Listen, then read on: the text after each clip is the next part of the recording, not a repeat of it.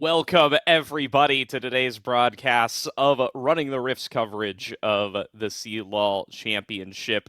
Or I guess Salty Runback's coverage here on the Running the Rift channel, whatever you want to call it. We've got St. Clair College taking on Fisher College today. My name is Gordo. I'm joined on the cast by TDS. TDS, how are you doing, man?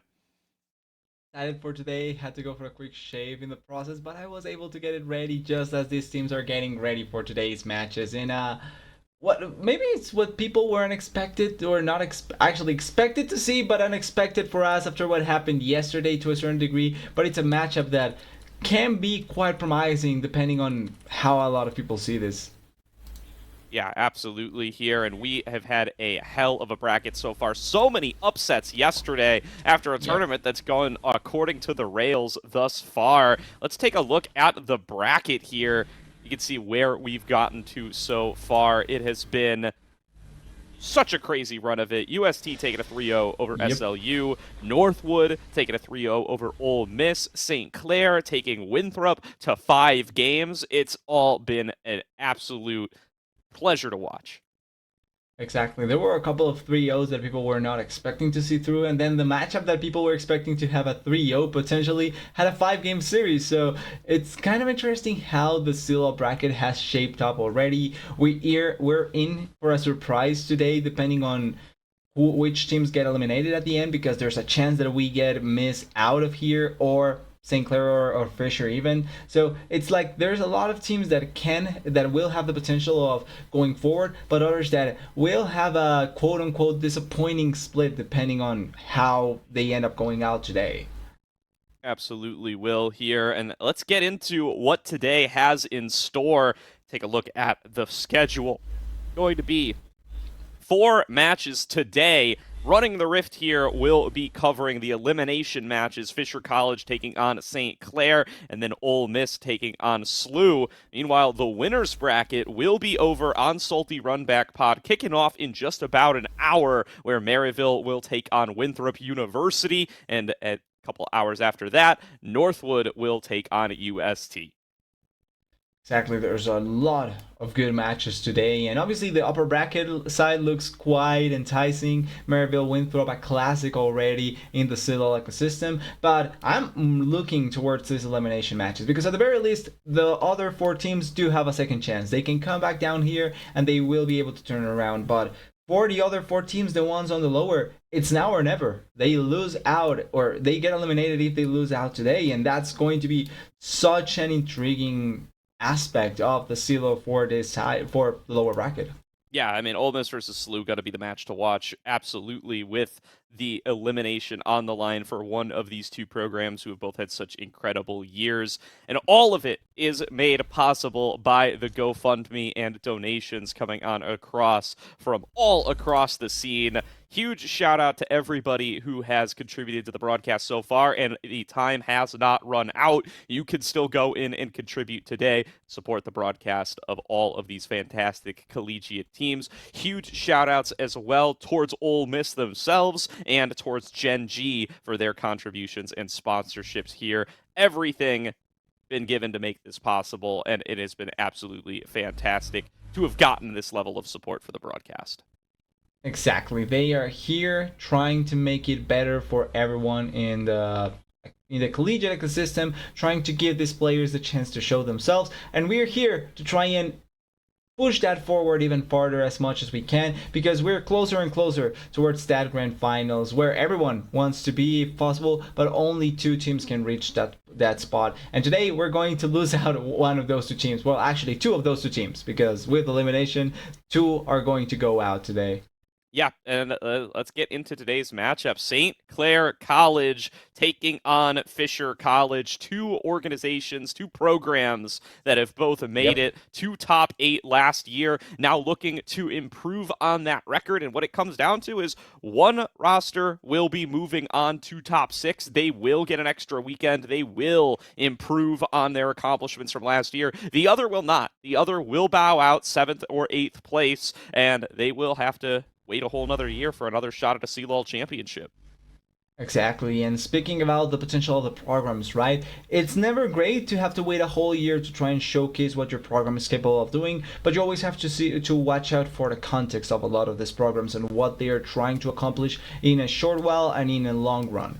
Then both of these programs are programs that are starting out quite recently, so it's not like they are in a place where they should be closer to the Maryvilles or the Winthrops, but they are doing the right things in a different manner to try and reach that spot, and I think that's great to see from both of these programs. Absolutely here, and so much to talk about between these two squads. First things first, might as well start by breaking on down the rosters. Let's get into Fisher's roster first and foremost to see what squad is going to be coming on out here to perform today. A little bit of a different one than you may have seen if you've been keeping track of Fisher College throughout this tournament. It is going to be Jenkins back in top lane, Keel, Rowlick coming in mid lane, DMK in the bottom lane, and Poom at support. Exactly, a bit of a change up here and there, but particularly the most ideal players are still here, with Jenkins, Kill, and Poom still on the roster. Dragon became that has been surprising and can be quite the surprise for today, and then Rallick maybe to try and put some instability into the team. It's been a mix-up for Fisher College so far going into CLOL, but at the very least the pieces that a lot of people are looking out for are still here to try and perform like people are expecting. And, if there's anything that is guaranteed, it's that nothing is guaranteed. So these kind of swaps, there's something that Fisher is plenty familiar with. So you can take a look at what their rosters have looked like over just the last year. They have competed with so many different squads of 5. Bring those up here in a second. And it has just been, even throughout this tournament, we've gotten to see a couple of different squads coming on up.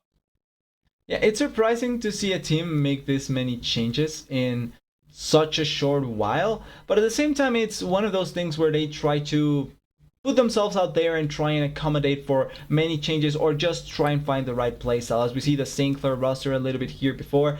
The St. Clair roster that almost surprised yesterday against against Winthrop, with Ricky LaFleur in top, Matt in the jungle, Baker Boy in the mid lane, Rock Boom in the bot lane, and Miracle in the support.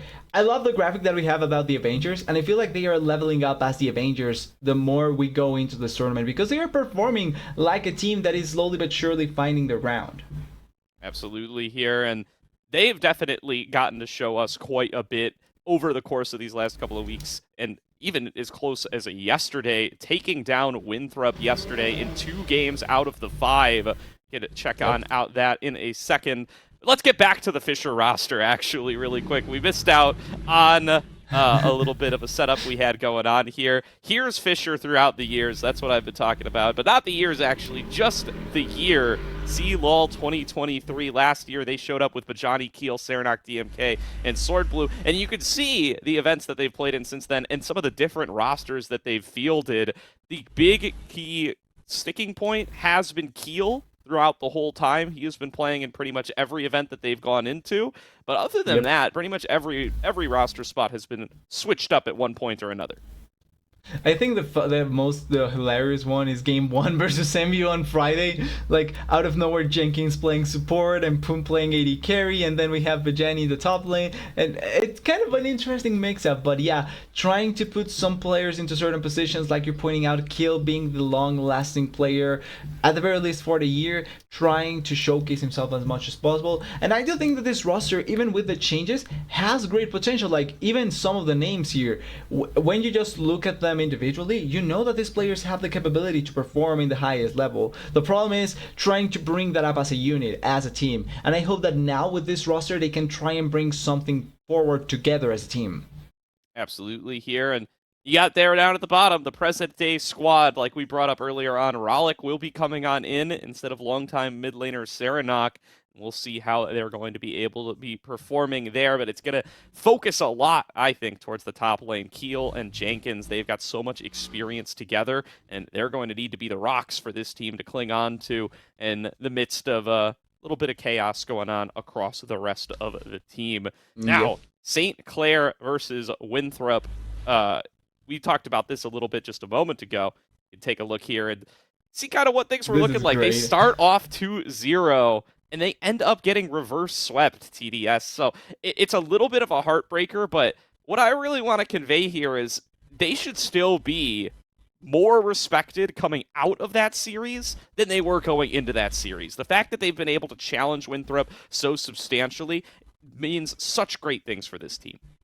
Exactly. It's not about only the expectations that you set at the start, but about what you show to make those expectations rise or fall down depending on how you perform. And that's exactly what St. Clair did yesterday. The expectations were they were going to be a solid team, but they were going to lose to Winthrop. But over the course of the series, there was always a chance that maybe it wasn't going to be the case, that St. Clair was going to be able to pull it off. And in that fourth game, they were extremely close to pulling it off. The problem is that Winthrop also were close to pulling it off. So at the end, I think tenure and the experience of being in that sort of level came through for Winthrop. But it's good for St. Clair because this is the thing about a program that is just starting out. You get this sort of experiences very or continuously if you're able to play at the top level more. And that's what they are trying to achieve now. Yeah, and you can see throughout that series, a couple of positions really stand out to you. Really big about the 80 carries in games 1 and game 5 especially. You could see it was Rock Boom popping off in the first game, Mobility popping off in the final, but in the middle there, it gets to be all about the top lane. A couple of big comebacks from Denethor to start to lead Winthrop back into that series, but it was Ricky LaFleur that stood out, especially in the wins, and Ricky LaFleur versus Jenkins absolutely going to be our big featured matchup here today, TDS. Exactly, and there's absolutely no shame in losing against Denethor. The important part is how close you were able to bring it onto potentially one of, if not the best top laner in Collegiate as of now. And Ricky LaFleur was performing really well as we have some of the highlights. His Darius particularly was performing so well. Can lose lane, but he's coming out with so much impact later on in the game, and then particularly being able to play the tanks and some of those off picks. Also, one of the picks that I would love to point out with him is the Jax, because it was banned away against him consistently, and it came through against Denethor's Kennen. So it's actually a player that can mix up some of those champion pools, doesn't need to go tank or bruiser. He can play really well in both aspects and can enable a lot for the team. Yeah, absolutely incredible stuff here. You can see in this play, I mean, this was Ricky just absolutely popping off in the matchup up against Ottawa. So huge to be able to come up here with a triple kill at the end of the team fight and carry through for the rest of the squad. I think this is the moment that Ricky showed up on a lot of folks' radars, and ever since then he has been really popping off in this bracket. Meanwhile, Jenkins, player that comes in with a whole bunch of respect, right? This guy's played on the LCS stage. He's been an Academy mainstay for forever. He's still on Team Liquid Challengers today, and he is absolutely one of the top laners that you keep your eyes on starting off with this tournament. 100%. He's one of those top laners that you always have to respect, that you always have to feel like he's going to be able to change a lot of the game. Didn't have his best performance against Niles, but it's no shame. It happened in the NACL, and it happened here as well. Niles has been performing so well recently, so it's no surprise that this happens. But overall, both of these top laners do have the highs. They do have some lows as well. We do remember Ricky's unlucky game 5 against Winthrop yesterday, but overall it's a matchup that can deliver quite heavily. Like, this is a focal point for both teams, especially considering both junglers do pay attention up there quite a bit. So it's a point of attention for both of these teams and can be a really interesting matchup, apart from maybe Rockboom and DMK, that 80 carries are always going to shine eventually. Yeah, and they're both such flexible players, too. We can take a look at what their top lane champion pools have looked like throughout this run so far. This is just this tournament. They've only played a handful of series apiece, and already such a variety of champions coming on out here in a tournament where we're not in Fearless land anymore, TDS. Folks are picking the same picks game in and game out if you give them the chance to, but not these guys. Yeah, we're not trapped in the Fearless scenario. We know that there is a way for play this out multiple times. I want to focus on the shirt picks though, because if you look at what these two play, there is one champion that they share between the two of them, and it's the Gragas. The biggest surprise for me is Jenkins not playing the K'Sante at all.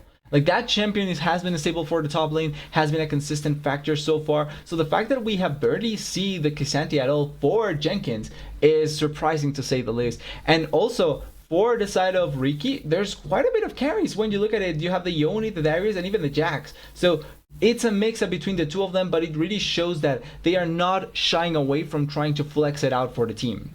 Absolutely here. And I think some of that really does come down to like this team needs Jenkins to be successful on the Fisher Yeah. side. They want Jenkins to be on these sorts of carry picks. So if you get him on anything that deals less damage than maybe that Gragas, you might get a little bit uncomfortable about how you're going to be able to carry through some of these team fights. So it's been these Gwens, these Camille's, these signature Yeah. Kennen that have been the go-to picks so far. It all just adds up to being a very tight series here, especially if Ricky starts to get on some of his spicier picks, like that Yone, like that Darius. But not just us who think this, TDS. Let's see what the rest of the talent all around the scene thinks about this series. You know what? For once, it's not all one-sided. We've got some differences of opinion across the scene. Yeah, as far as I know, Winthrop against St. Clair yesterday wasn't one-sided either. But yeah, there is some that believe in the Fisher side, and it's fair. Fisher does have great players that can pull it off. But it's interesting that there's a lot that go for the 3-2. So this is not going to be just a one-sided matchup. People think that this can go the whole way. People think that this can go towards a 5-game series that St. Clair may be the favorite in that scenario, but in general, it's not all just clear cut here. I will say I am one of the clear cut ones, though. I do think that St. Clair impressed me quite enough to be able to say it's a 3-0. But overall, I think this could be a really exciting matchup going forward. Yeah, and I mean, you and Travesty both coming on through with those 3-0 predictions. I got to give more respect to Travesty's power of prophecy after yesterday. He was the one person predicting a Northwood win over Ole Miss, and you know what? He ended up being correct. So you got some power over in your side of the court. I'm of the opinion that this could be a little bit closer. I think that's the majority opinion, so I got that to fall back on at the very least. I'm just hoping that we get more than a few games. Yeah, if we get to the 5 mark, at the very least, it could be similar to yesterday's Winthrop against St. Clair. I had the pleasure of being there, and it was a really fun series. And luckily, the game 5 kind of went really quickly, but the rest of the series was amazing, and St. Clair played really well. So I hope that that can be something similar for today. And with what's soon to come, with what's soon to be expected, I'm just excited to be able to see what these teams can pull off, and also to see who can go over the mark that both of these teams already set last year in CLOL, right? Yeah, absolutely. I mean, this means so much to both squads. They're both like relatively young programs and both want to improve on the results they were able to show last year. They've just taken really different routes to get there, right? It's been for Fisher, they've made changes towards who they've actually been fielding on the roster, right? We saw that roster graphic earlier on. They've brought in guys like Jenkins and Poom to be able to try to improve on that position last year. They've got such big names who have been around the scene for a very long time, who are so well respected, even in that like academy semi-pro space. Like, these are guys on the path to pro coming on over to lend their skills over to Fisher and push them further. Whereas St. Clair, I feel like, is a team that's looked a lot more inward, right? They have been a squad that really has their kind of own talent development. They've recruited players who nobody really knew beforehand. Guys like even Miracle, who's coming in his rookie year right now, just joined at the beginning of 2024, now making his CLOL top 8 debut this weekend. Massive stuff from them, and their development has been so impressive. Swapping over to the East Conference, getting a more competitive pool to practice and play up against has really paid off for this team, because this is a squad after losing Akashi. I think a lot of folks thought, they probably won't make it back to top 8, but they're back right now, and if the predictions are anything to go off of, a lot of folks think that they're going to go even further.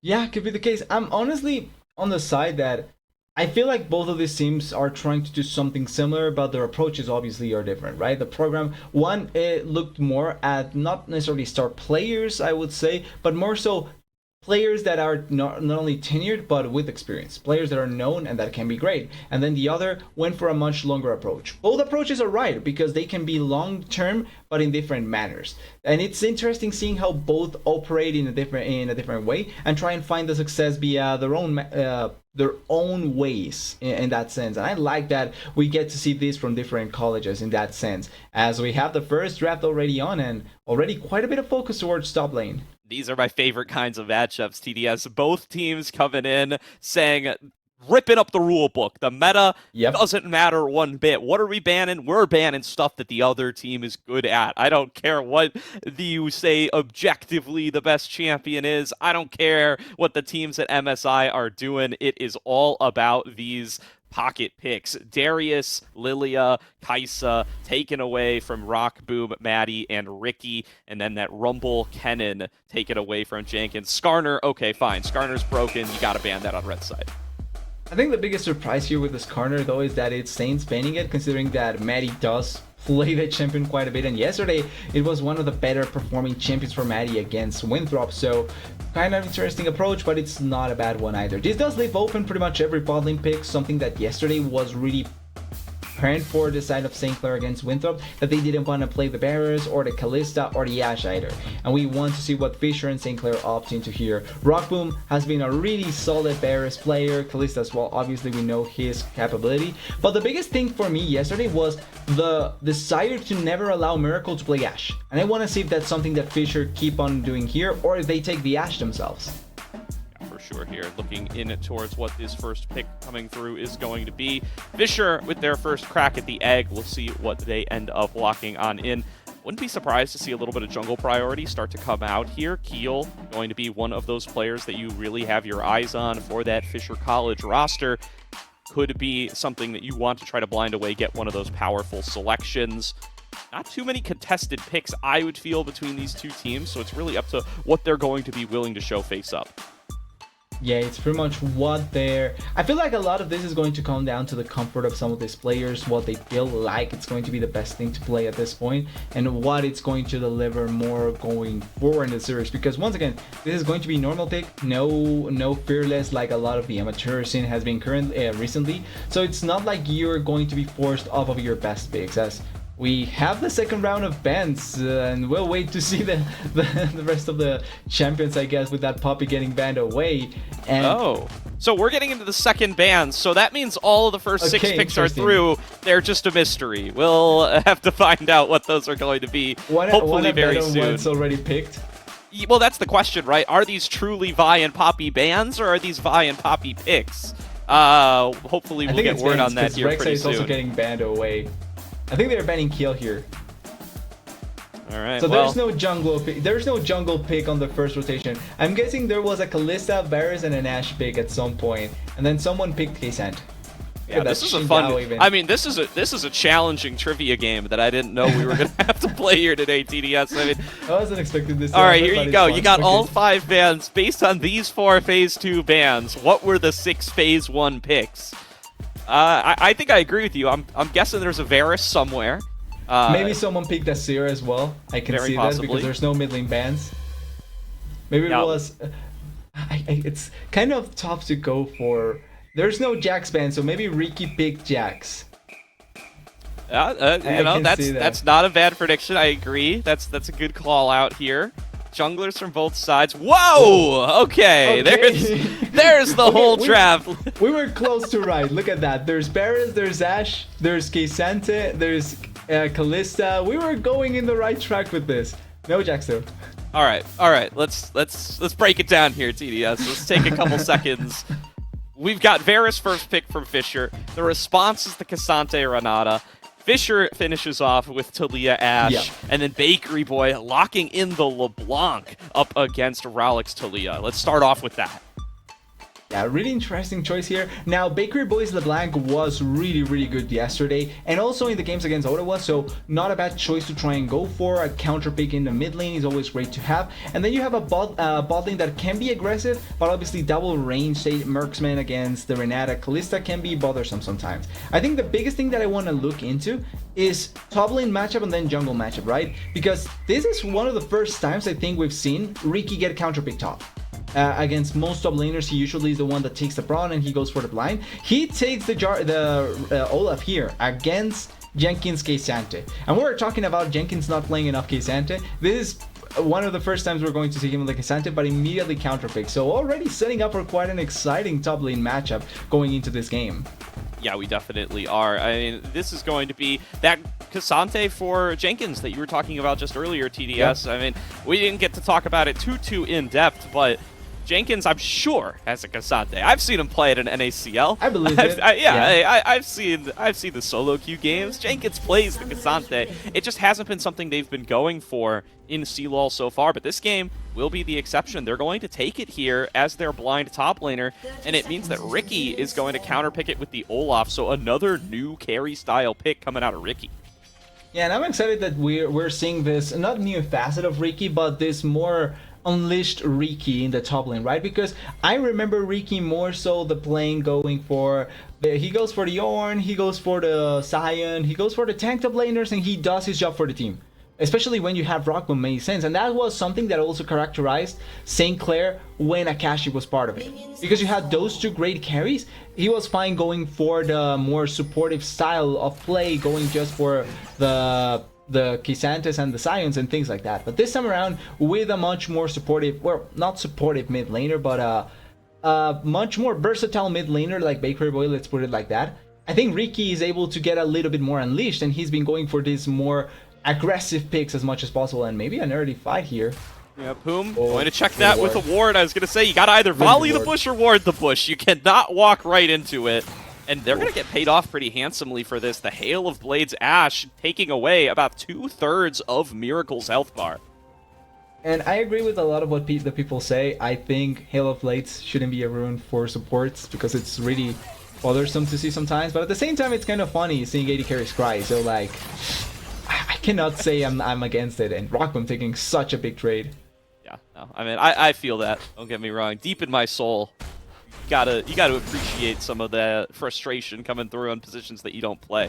But yeah, either way, I mean, this Varus Ashe bot lane, it's been such a big part of the meta for so long, and DMK and Poom happy to show us how. Meanwhile, Ricky takes level 2 first in the top lane and is willing to let Jenkins have it here. Jenkins very aggressive to just keep stepping up, trying to farm these minions against an Olaf that already has the advantage. Yeah, I actually thought the Ghost was bought by Ricky, but no, it's just the extra movement speed that he gets there. Still really nice early trades, a lot of trading onto Rockman. They are even looking for an early level 3 dive, and I like this. Try and deny from Rockman early on, try and deny from Miracle, because they can be really important carries, especially since they are going to play more of the attack speed Kalista instead of the carry of the poke Kalista. This does mean that they are going to take a little bit longer, and such an early aggressive way of playing the early laning phase. And this all comes down from that early trade. They took the risk of trying to take the advantage through the tri-bush, and then immediately end up paying the price because they lose the trade, they lose the push, they lose everything, and now Rogum is with 1 CS at 3 minutes. Yeah, you always want to praise this kind of discipline out of a team, to just be able to read the situation and say, look, it sucks, but we have got to recall here and give up this wave. Yes, it's going to give them advantage, but they're just going to dive us and get an even bigger advantage if we don't. However, this is so bad for St. Clair that it's like, I almost am not even like praising it. It's just, they are at 1 CS, stuck at level 1. They can't get back to the wave. They are falling so tremendously behind down here. And Maddie is stealing away the blue buff for it, but it's just not going to be enough here. St. Clair, like, they've got to do something. It's DEFCON 5 right now. This would be fine if Maddie had gone top lane, killed Jenkins, and then immediately try and do something mid lane or bot. But since they are just taking their sweet time doing anything, yeah, you got the camp top lane bot. Who cares about that? Like, Kill is playing Sejuani. He honestly couldn't care less about being ahead in farm. Yeah, definitely. And yeah, he's not even that far behind. Maddie got an extra camp here. Maddie didn't even visit top lane, so Ricky finds himself at a little bit of a CS deficit. He'll probably do some work to equalize that, but yeah, a really rough early game coming through for St. Clair, especially in the bottom lane, and this 6,000 gold lead you're looking at, I guarantee you that is all DMK versus Rakbu. Yep, pretty much. It's tough. It's a tough thing to start it off, but it's fine. It can work out. Baker Boy getting connected a little bit there. Just a normal trade. Maddie not accomplishing much early on here and now. I want to see if there's some moves to try and make the advantage that Dragon Main Kim does have right now. Probably not going to be really aggressive going elsewhere because they did take 3 plates, so they can just try and force the bot lane turret to fall down as quickly as possible. But the thing is that with a champion like the Varus playing lethality, the fact that he's already this accelerated thanks to getting the gold plate, the gold from the plates and the gold from the farm means that he's going to just spike much quicker than the Kalista, and fighting against the barriers early on, it's going to be extremely difficult. Plus, level 6 power spike for both Puma and Dragonman Kim are going to be really scary for the Kalista. Yeah, massive power spikes for those two, like you said. They are going to be just dominating up against this Renata Kalista duo, who's traditionally such a strong duo in lane as well. You want to be able to bully lane on stuff like this Kalista. Not happening this time, though. Meanwhile, top hits level 6 first for Bob Jenkins. First blood, 1-on-1 for Jenkins against Ricky LaFleur. Yeah, the top lane matchup already delivering with a soul kill, but a bit of a mistake there by Ricky. Not using Ghost to try and escape, not using the flash on time, ends up getting completely pummeled as the level 6 is hit by Bob Jenkins. And the big issue here is that he kind of mishandled the wave before because he is behind of the Cassandra. That should never be the case in this sort of matchup, and now you have to look at some plays to try and turn this around. I will say though, one of St. Clair's biggest strength was never the early game. Early game was always kind of wacky for them. Their biggest strength comes from mid-game team fighting into late-game team fighting. They are really good at turning around dire situations even when they start badly into the game. But this is a really bad start for them, don't get me wrong. It's a rough time to be St. Clair right now, but I agree with what you said there, TDS. They've definitely come back from deficits before. The question is just going to be, who are you trying to play through here? Because Kalista and Renata wanted to be ahead, not ahead. Heal still in their face, still making this laning phase hell for him. You wanted to look towards Ricky, he just got solo killed, so Eye's going to have to start to turn towards Bakery Boy in the mid lane, who is doing a solid job up against Ralik. Now that he's level 6, even past level 6 to level 7, can he get unlocked from that mid lane, use the assassin power, this LeBlanc, to start to turn some of these side lanes around? This top lane battle looks kind of sad now because Ricky has barely any item to Jenkins, like two hub items, but already having heal cut, so that means that Ricky is going to be losing out on some of these trades, and so unlucky for them. They have to push this wave, if not Ricky's going to suffer. Yeah, I mean, Ricky, no stranger to tough top lane matchups, played against Denethor yesterday, but Bob Jenkins really giving him the hands so far in game number 1. Big lead in CS, gonna get even bigger here as he closes out this wave. Solid lead in itemization, solid lead in XP, and of course has that solo kill. He is really doing a great job on this Cassante in game number 1, and take some notes from MSI right here, right now. Cassante pick, pretty good on the current patch. Isn't it like 8-1, I think, in MSI currently? It's like 12-3, I think now. It's like, it's gotten even crazier. Yeah, it's a good showing of the champion being strong, and I read somewhere that he should get the Rice treatment. I agree. He probably deserves the Rice treatment. Oh. Ooh. Good flash. Ultimate coming out there from Maddie. Will force out the flash from Ralik. You'll call that a positive play. Much longer cooldown blown there for the Talia. Look, if you're going to make something happen, at the very least blow something up, and they get Ralik's flash. This could be a point where Bakery Boy now can go for a solo kill. Oh. Top laners all out once again. There's going to be Bob Jenkins popping it, trying to get through Ricky. Ricky going to be CC immune, will not get carried through. Ghosts popped by both parties, and just back to normal laning. Maddie is in the area, though, sees that this is a less tanky Cassante, having already blown the all out. Jenkins might get turned around on here. Maddie coming in with the flag and drag, immune through the CC. There is no Cataclysm available. Ricky trying to chase through with the undertow. Flash forward from Maddie to get ahead of Jenkins. Ooh, meanwhile, DMK comes up with a kill in the 2 versus 2. Dive from Maddie and Ricky. It will be a 1-for-1, though. Maddie's going down. It's a 1-for-1. It's actually a 2-for-1 technically, because Miracle does die in the bot lane. They lose out on Maddie up there in the top lane as well, and this comes from, oh wait, well, 2-for-2. Now Bakery Boy gets a kill, and this is honestly the most important part. The only champion that can realistically destroy, or the 2 champions that can realistically destroy DMK and Poom, are Ricky and Bakery Boy. And Bakery Boy being ahead is probably the best news for St. Clair, because he can destroy them. Oh.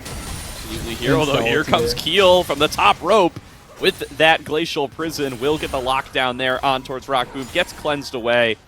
The bot lane will hang on for now. Bakery Boy still hovering around here. Handshake connects on a Keel. He's now in a 1 versus 4 here. Maybe up a little bit too far. Tries to flash to safety. Chain already connected, and Rock Boom gets a kill back. Critical for the St. Clair bot lane.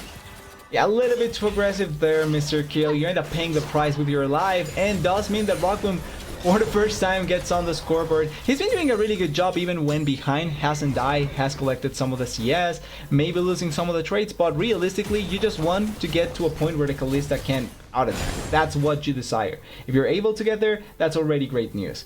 As for the top lane, still pretty damning, especially now that Jenkins does have the heal cut to try and deny from the Olaf. Ricky's not in the best spot possible, and it's going to take a little bit longer before we actually see these Olaf finding some of the value that you're looking for there. Absolutely. Going to be a bit of time.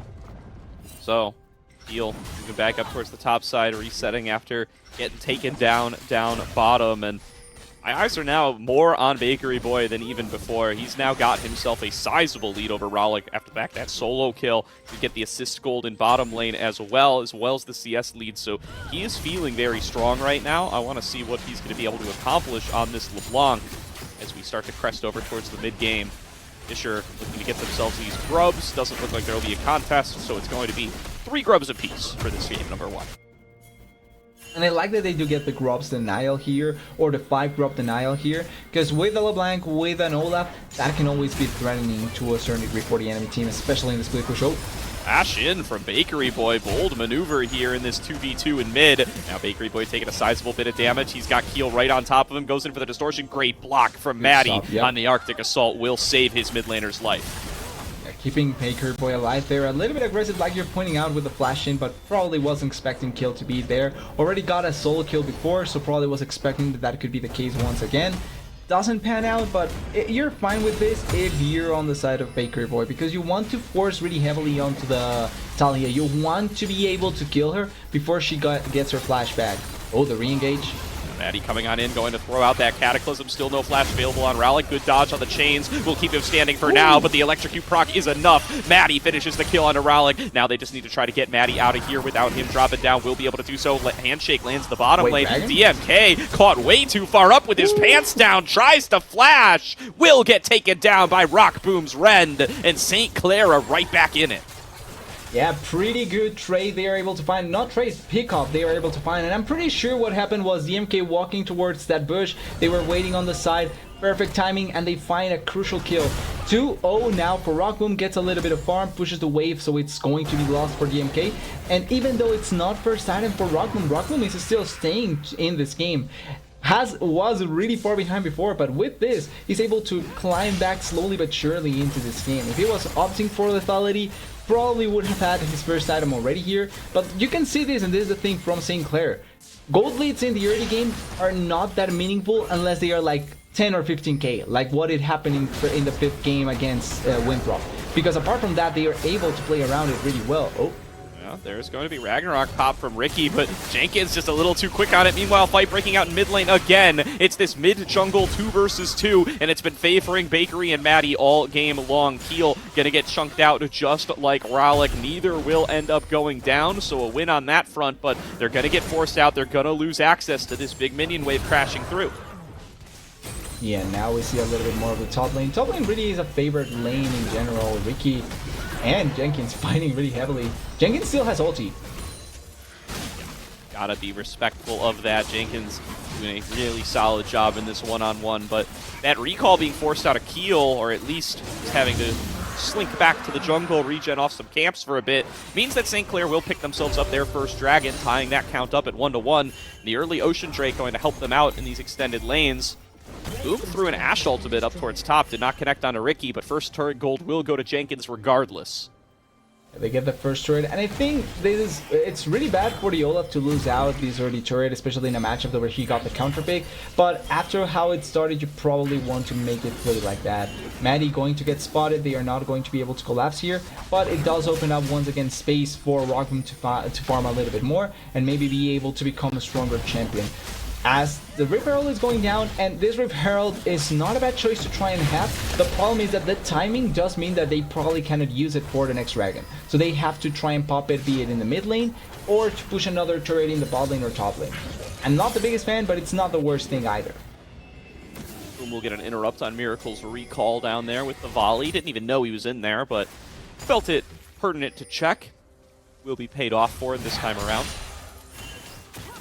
Still going to be focused towards this mid lane. The 2v2 between the junglers and mid laners has been a major place for St. Clair to kind of flex their muscles and get themselves an advantage. Now a 20 CS lead for Bakery Boy, the biggest on the map other than that DMK Rock Boom one, and that lead is shrinking all the time, so St. Clair doing a solid job of getting themselves back into things. And another big trade on Ralik. That's half his health bar.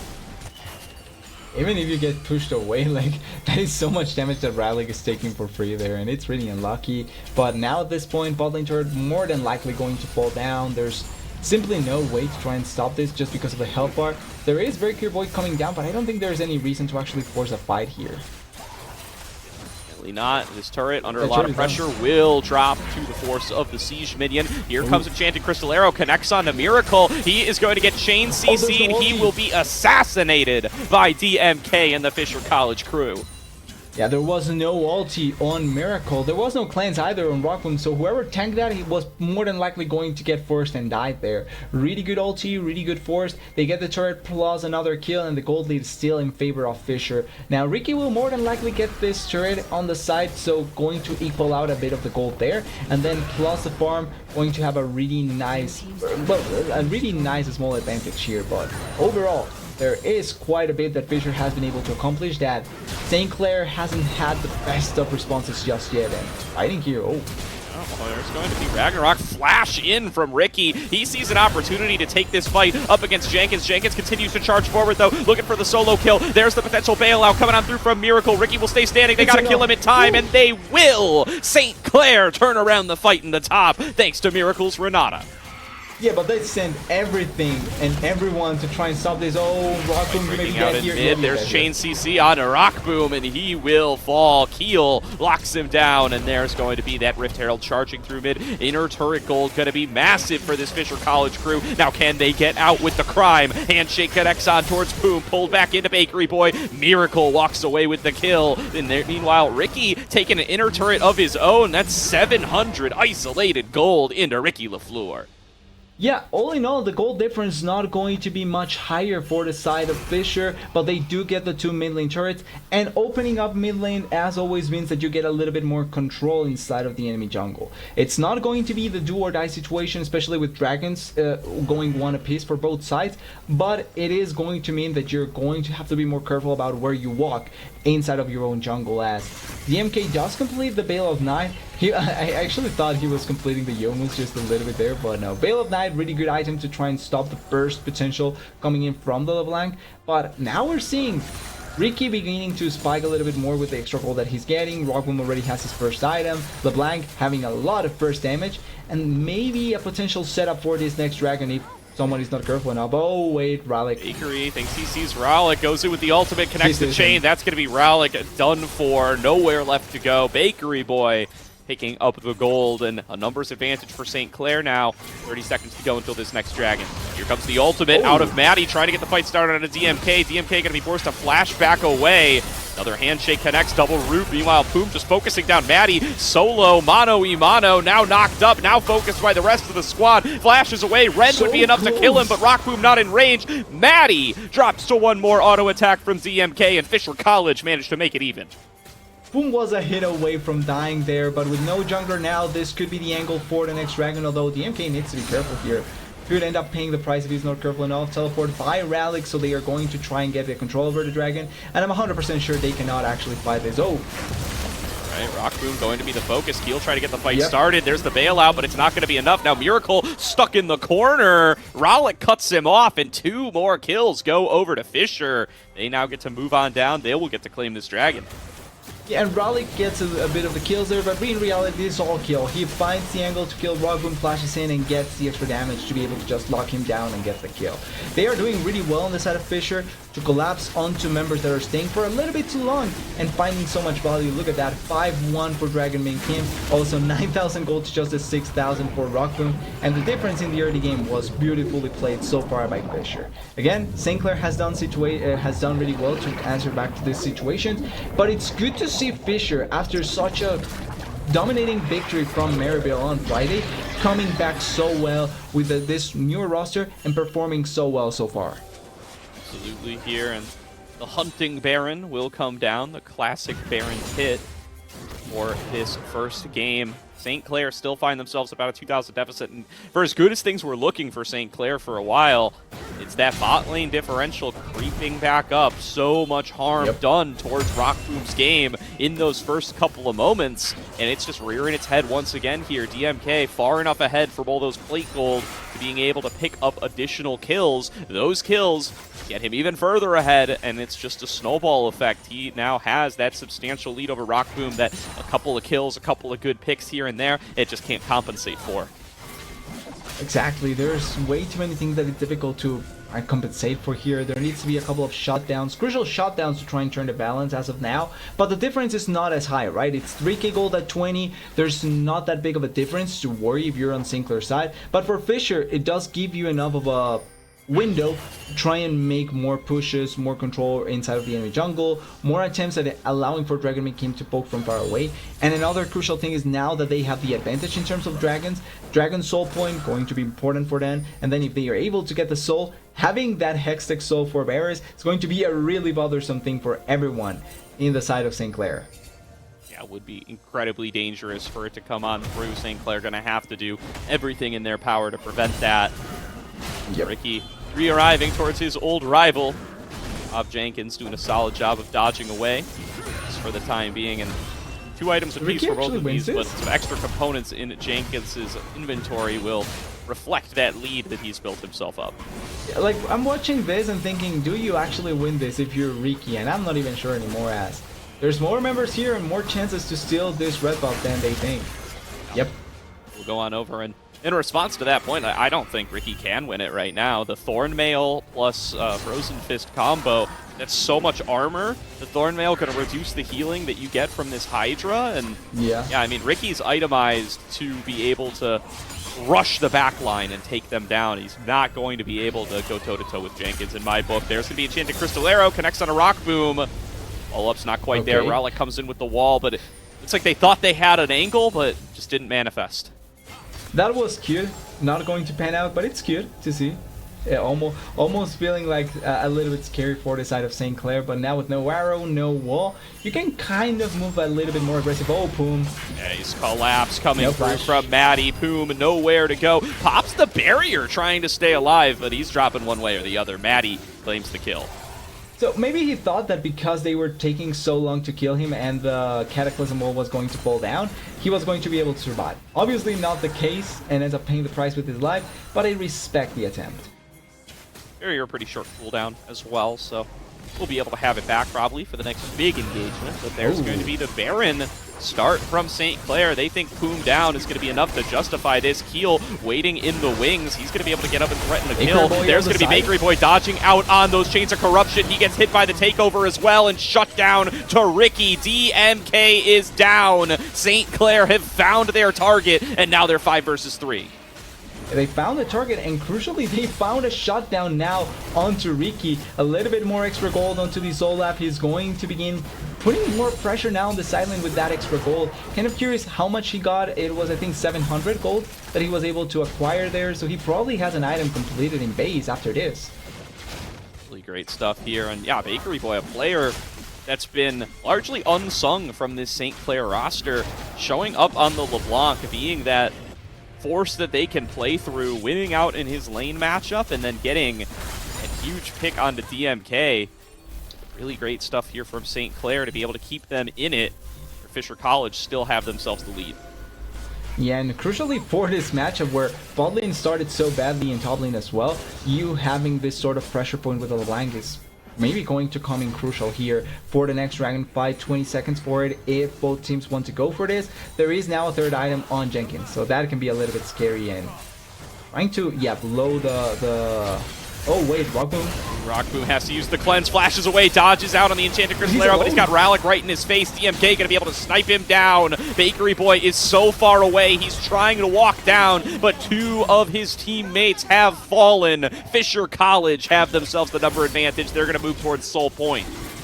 Yeah, and not gonna lie, not 100% sure what Rockboom was trying to look for there. I understand trying to blow the Veil, but it was already blown by Miracle. There was absolutely no need to move that far forward and get collapsed on there. Free Dragon for the side of Fisher.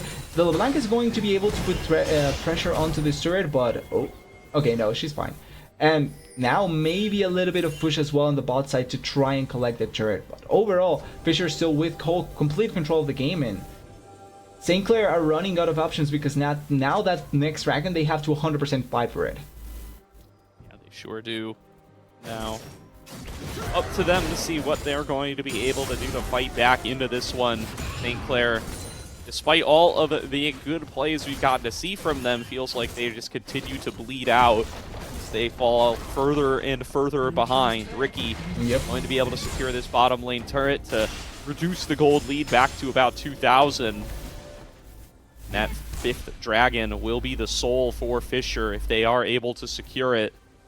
4 minutes to go until that time. St. Clair are going to look to gather themselves as much gold as they can, get control over that side, and be sure to be ready to fight for it.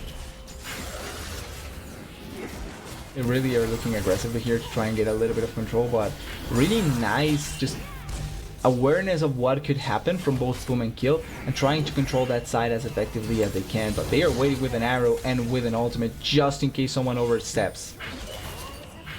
Over this top side, the Baron, the only objective out. A chance at Clair connects onto Ricky. He's going to pop the ultimate and look to lead the charge in. Getting right in onto Rollick. There's going to be the Cataclysm. They managed to take out the mid laner. TP coming in from behind. It's Jenkins with this gold lead, focusing on towards Ricky. He is not long for this world. Bakery Boy gets into the back line and assassinates Boom. Fates call out for Miracle. Back in potentially here to try to buy Bakery Boy some space, but Ricky gonna get turned around on. Bob Jenkins leads the charge for a triple kill over to DMK. Bakery Boy, the only one left standing for St. Clair.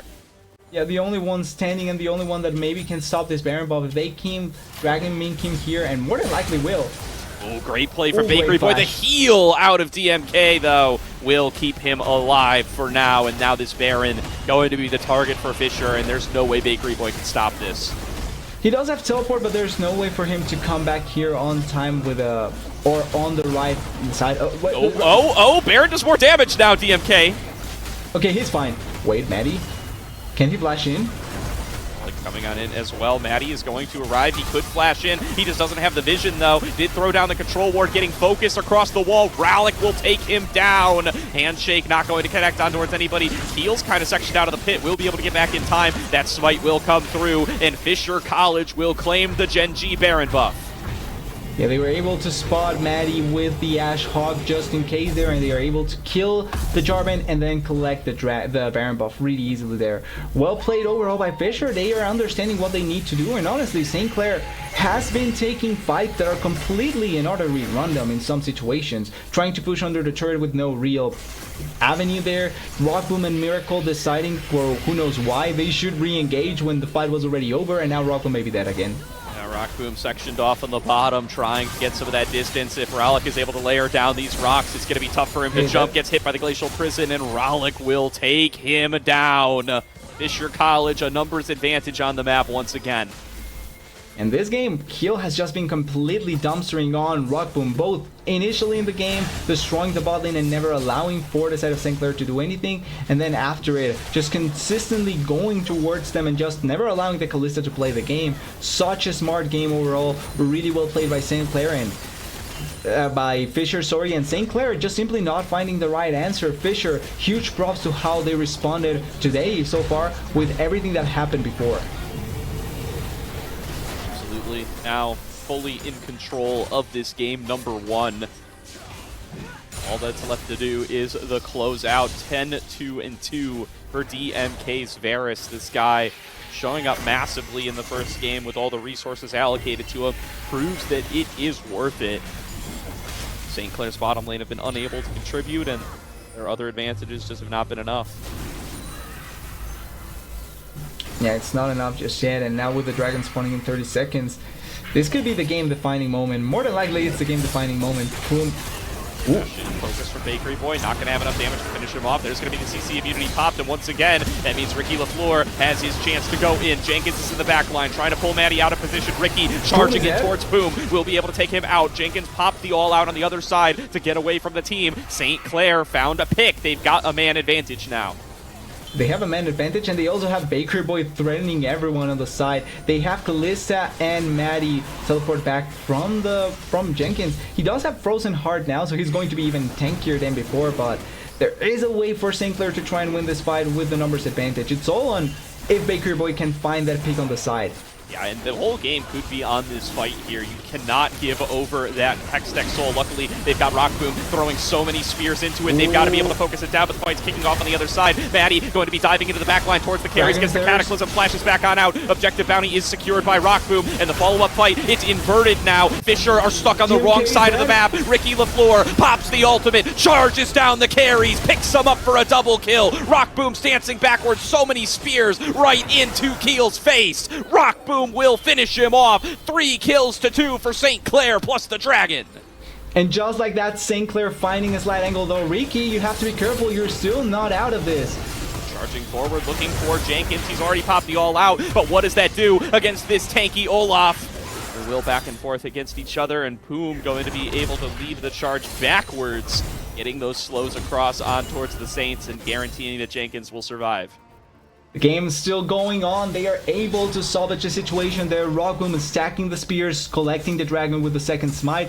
But there, the threat from Bakery Boy always meaning something really scary for everyone on the side of Fisher. And then also, Olaf getting 2 ultimates in that fight. He got one at the start and then a reset one later on because of how long it lasted. Really important there, really good execution from St. Clair. Losing a couple of members, yes, but at this point you can't be picky on who lives and who dies. You have to win as any way you can.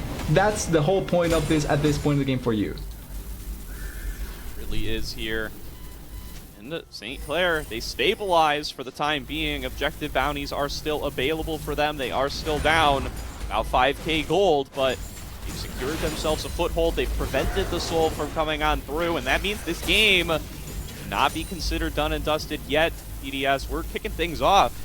One that looks like it will go pretty late. We're at 32 minutes already, and I don't see an end in sight.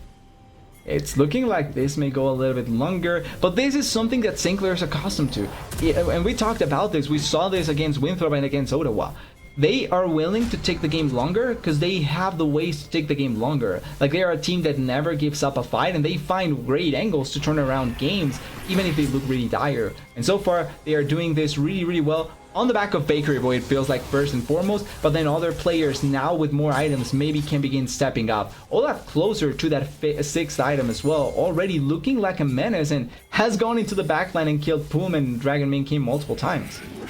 Yeah, and I mean, the scaling's going to be a concern here. Dandy Crystal Arrow connects onto Ricky, just tanks it and walks away, loses a very faint amount of HP. There's Chains of Corruption as well. Ricky decides he's got to pop the ultimate now. The wall coming on down will not stop anybody on St. Clair, will only stop Fisher's advance. That's multiple ultimates thrown in towards this Viking, and Ricky, he just sustains it back up. It's like it never happened.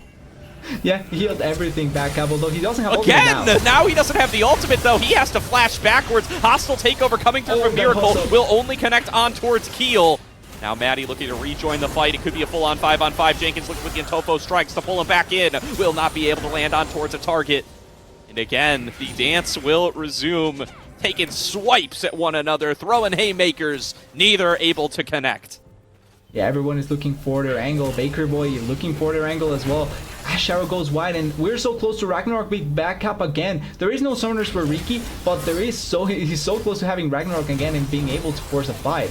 There is cooldowns missing on both sides though. Danger Corruption comes out once again connects on towards Ricky. Ricky going to be throwing all of his damage in towards Jenkins. Meanwhile, Maddie getting focused down on the other side. He gets bailed out, but he's going to fall. DMK have finished off Bakery Boy. Ricky gets pulled out of position with that all out, and it is a wipe for Fisher College, not dropping a single member. Now Keel will finally fall, but it's too little and too late, and St. Clair have got only Rock Boom. He's trying to buy the space. He's looking for the Rend. Will not get it in time. An ace for Fisher College and Bob Jenkins. Yeah, sadly, Rockboom, you're playing against K Santa, the abomination of a champion that does everything and can do everything he wants. Now they're pushing forward in Nexus, and this should be game one going to Fisher. Really good performance by them, understanding what they needed to do, shutting down the bot lane as early as possible, and then destroying the rest of the game. Baker Boy with a Balian effort, but then the game just got completely out of control for Sinclair, even when they salvaged some situations. Closely fought, but in 35 minutes, it will go over to Fisher College. They find a dominant team fight that they had been looking for so long. It's off the back of just being able to focus down Maddie first and foremost and assassinate Bakery Boy on the back line. Yeah, but crucially there, it was the continuous throw at or the continuous throwing of abilities to Rick LaFleur, right? Because in that fight, they blew Flash and Ghost from the Olaf when he didn't have Ragnarok. When you don't have Ragnarok and you blow everything up like that, you're going to be less likely to reach the backline. And even though Bakery Boy finds Dragonman Kim on the back, there's no way to follow up on that because Olaf is way too far away, Maddie's way too far away, Rockboom is trying to survive by himself. And I think a lot of this game falls down to bad resource placement from the side of St. Clair. They utilized ultimates really wackily in that game. Like Miracle's ultimates from them were really bad. The ultimate from the Renata was completely ineffective in that game, and you can see how Fisher was playing well around it and St. Clair was playing ineffective with them. Yeah, I mean, I would agree with that for sure. It does look like they were able to piece together everything with this early game composition at the end of the day. Looked like St. Clair were starting to scale into it, but the door is shut and game one will go Fisher's way. So 3-0 dreams are dead, but let's find out how well St. Clair will be able to fight back as the series goes on. We're going to throw it to a quick break here while we get into draft for game number 2. We'll see you guys in just a couple of minutes.